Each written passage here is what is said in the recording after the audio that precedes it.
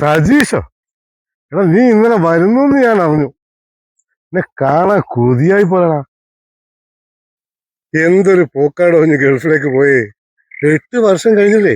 8 വർഷമായെന്നുള്ള നിങ്ങളെല്ലാം പറയുമ്പോൾ ഞാൻ അറിയുന്നത്. ഞാൻ ഇന്നലെ രാത്രി എത്തിനി.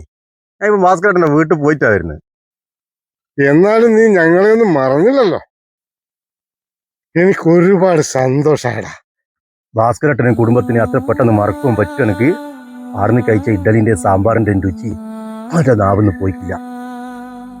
ആ അതൊക്കെ ഒരു കാലം അല്ലടോ.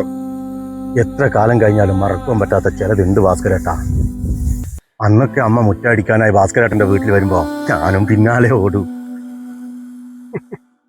ആദ്യമായി TV കണ്ടത്, അതിനുശേഷം എല്ലാ ദിവസവും സ്കൂൾ വിട്ടു വന്നാൽ വേഗം വെച്ച് ഒരൊറ്റ ഓട്ട നിങ്ങളെ വീട്ടിലേക്ക്. പിന്നെ സന്ധ്യ കഴിഞ്ഞാലും TVന്റെ മുമ്പിലാണ്. അവസാനം ഭാസ്കരേട്ടൻ വടി എടുത്താലാ ഞങ്ങള് കുട്ടികളാണ് നീ ചോടുക. അന്നത്തെ ആ TV ഇന്നും വീട്ടിൽ സൂക്ഷിച്ചു വെച്ചിരിക്കുക ഒരു പുരാവസ്തു കൊണ്ട്.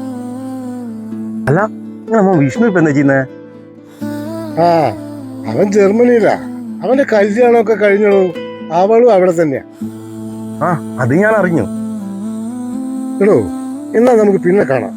എനിക്ക് 10 മണിക്ക് കണ്ണിലൊരു മരുന്ന് ഇട്ടിക്കാറുണ്ട്.